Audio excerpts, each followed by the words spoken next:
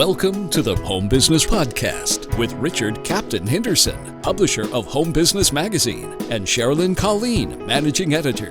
This how-to show helps you successfully operate your home-based business.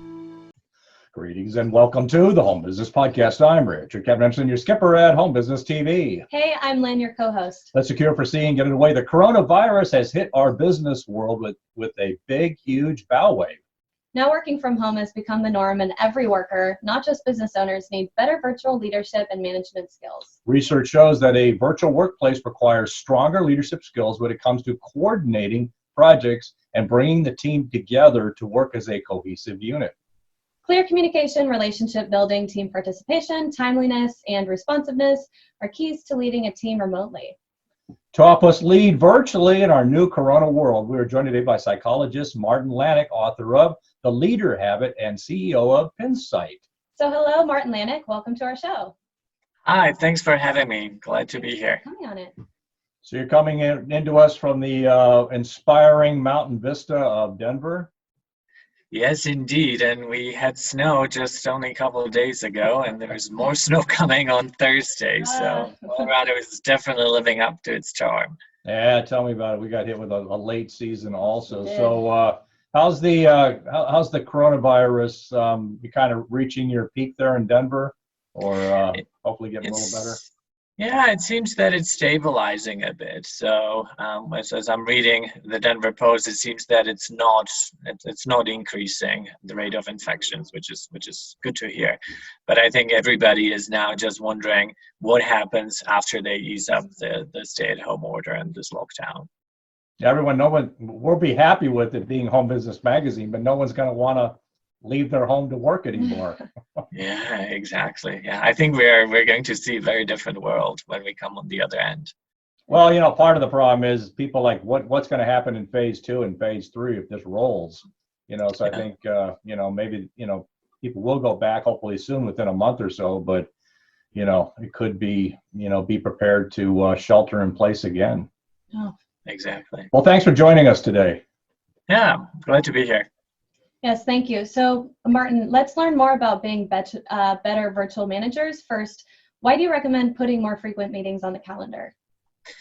I think when you look at the research, the behaviors themselves and virtual leadership versus regular leadership are not all that different. The only really big difference is being able to use systems like Zoom or Skype or telephone, which I wouldn't really consider leadership behaviors. But the key difference with virtual leadership is that you have to be stronger as a leader. So where you might have been okay as a mediocre leader in a face-to-face setting, in a virtual setting, it just doesn't work that way. And you have to be that much better. And one of the observations, I've been leading a virtual company for 12 years now. And one of my observations has been that as you are trying to increase the strength of your leadership skills or leadership behaviors, meaning that you have to be louder, your behaviors have to be more visible. It's important that you have more frequent meetings that are actually pre-scheduled. You don't have the luxury to walk the floor and to pop into people's offices or cubicles. So to stay visible as a leader, you have to be much more planful and you have to put those meetings on the calendar. Me personally, I prefer to have weekly one-on-ones with my direct reports versus if I am in a face-to-face setting, maybe once every 2 weeks, even once every 3 weeks to a month would have been enough. So I guess like being more of a stronger leader, you've got to be, say, more decisive, more forceful in virtual and getting over virtual because you don't have that context of being in the same room with somebody. Is that like a way to be a stronger leader, maybe more firm in your communication? So there's certainly the task behaviors, right? So that coordinating of tasks, when maybe what we might consider a stronger leader. So you're more decisive, you are more planful in who is doing what and clear in your directions, right? That's one side of leadership, but there's still that people side of leadership.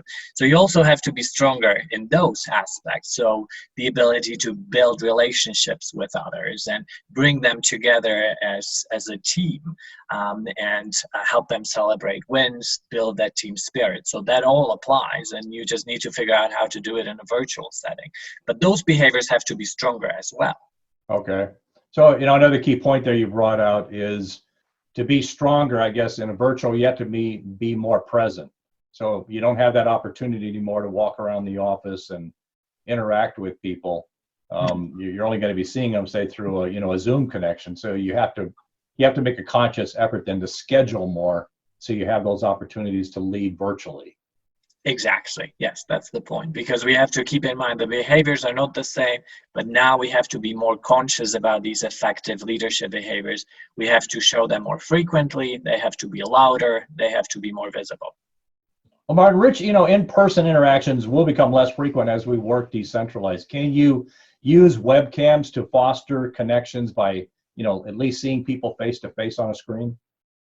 Yeah, absolutely. That's one of the things we've implemented early on in my company is just as a rule, and there are, of course, individual differences of people. Some people are more introverted and they're just not comfortable with that. But I think we are getting more used to this new world where we are craving the human contact, that in-person contact, especially now being sheltered in place for so long.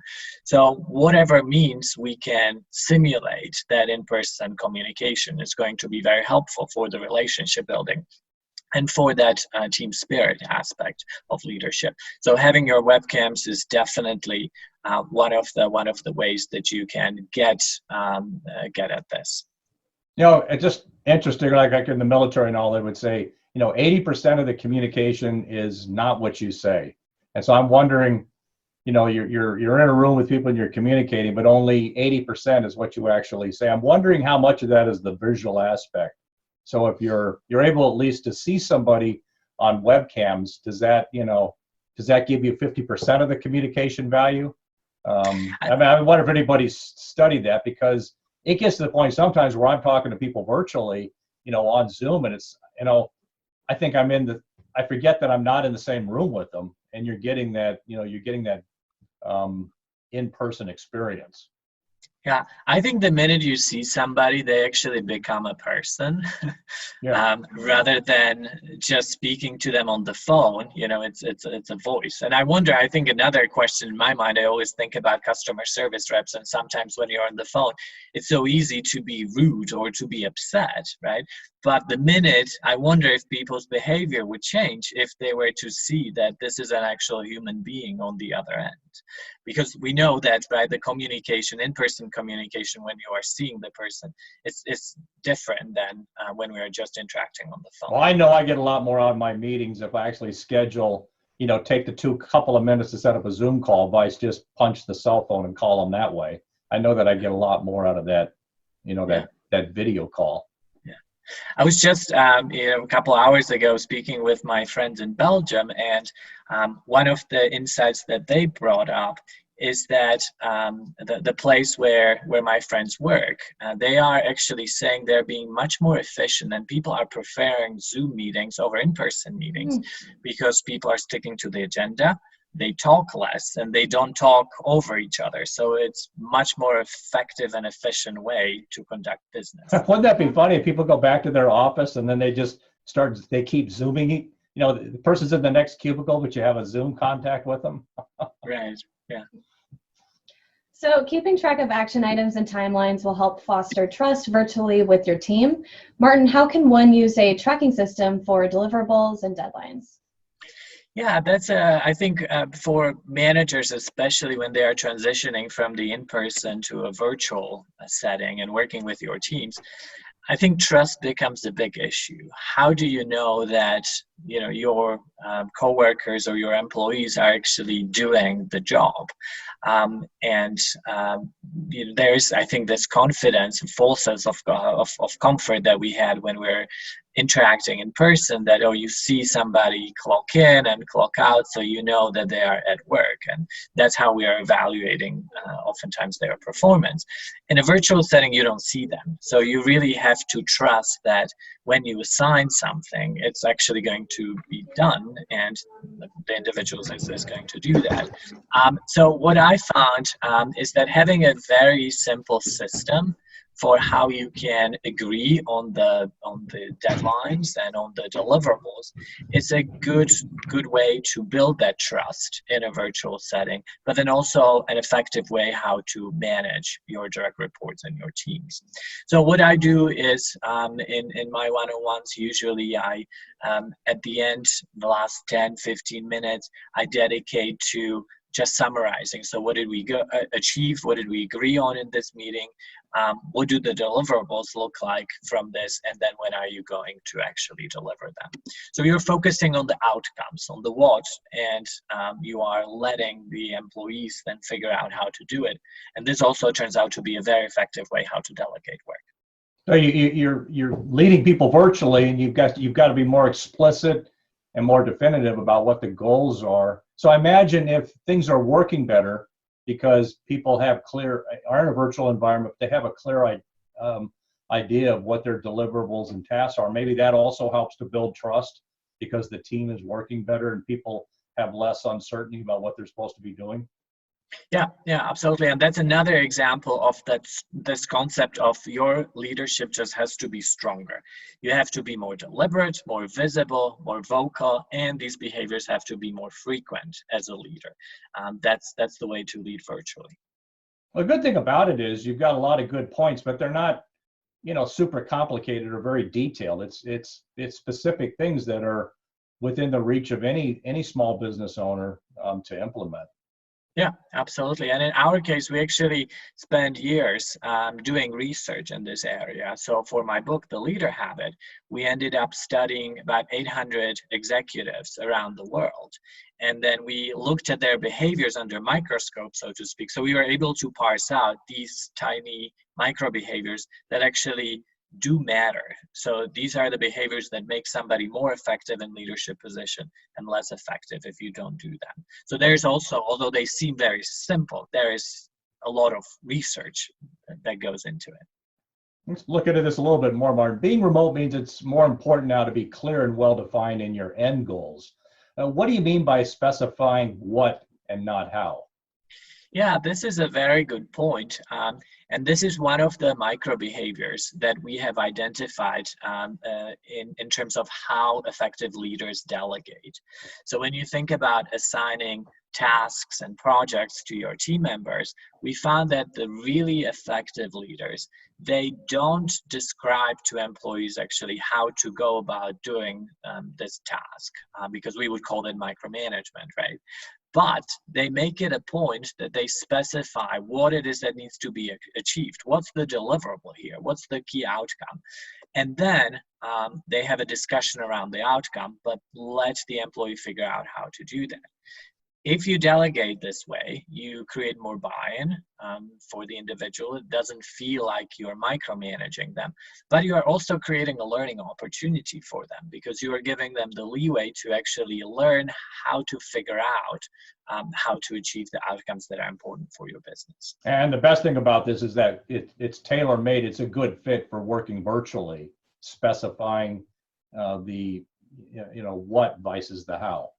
Yeah, absolutely, because you cannot stand over somebody's shoulder and actually watch how they go about doing this work. You have to trust that they will have their own process and they'll be able to figure it out on their own. Getting back to the good old-fashioned management by objective.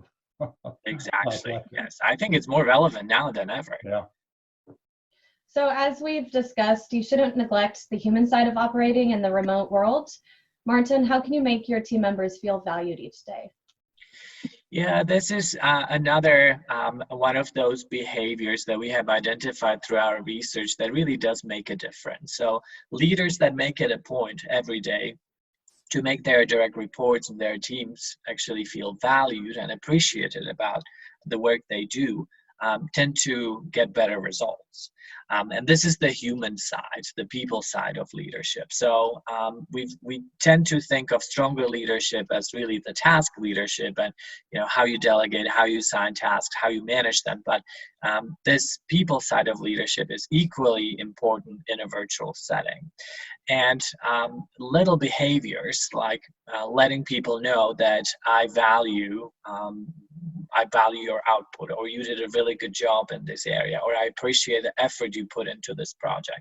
This doesn't cost us anything as leaders, but they can be hugely motivating for our direct reports and for our team. So this is another example of a small behavior that is very easy to do, and you can do on a daily basis. Doesn't cost anything, but can have huge impacts on the motivation and morale of your teams. But is it safe to say that when you're in a virtual reality, it's tougher to show that human side? So you have to do what you're talking about here to focus on it more and make sure you're giving it attention each day? That's exactly it, right? You have to build it into a habit. So again, your behaviors are more vocal, more visible, and they are more frequent. Our research shows that it takes on average 66 days to build a new habit. And when you think about it, right, all these micro behaviors you can actually turn into habits. So if you pick one of these behaviors and now you say, okay, I'm going to practice this for the next 2 months. And every day I'm just going to voice my appreciation to somebody on my team. 2 months later, you do this completely automatically. You will not need a reminder. It just becomes your second nature, and you do it. And that's exactly the point of being an effective leader. Yeah, I kind of like where we ended up here later in the podcast.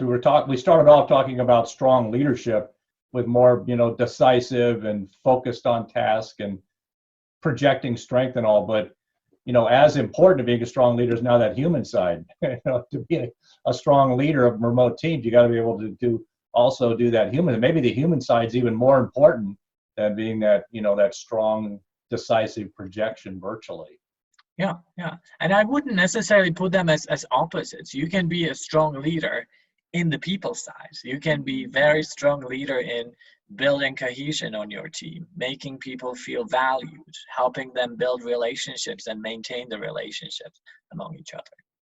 Well, Martin Lanik, this has been a great discussion on building up our remote team leading skills. Do you have any final points you'd like to share? I think the key is, this is all great discussion, but a lot of the listeners are probably asking is, well, how do I change my behavior, right? The premise is that I need to show these behaviors more frequently. They need to be more visible. One way to do it is to start practicing them. Again, research shows it takes about 66 days. So if you take one of the nuggets that we mentioned today, and then you say, I will commit to this for the next 2 months, it will become your second nature. You'll be that much more effective.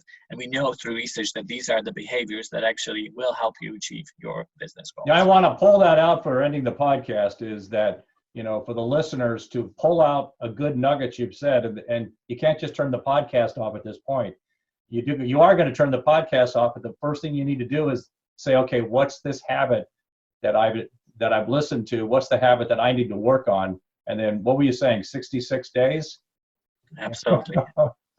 Then, work it into your behavior each day. Yeah.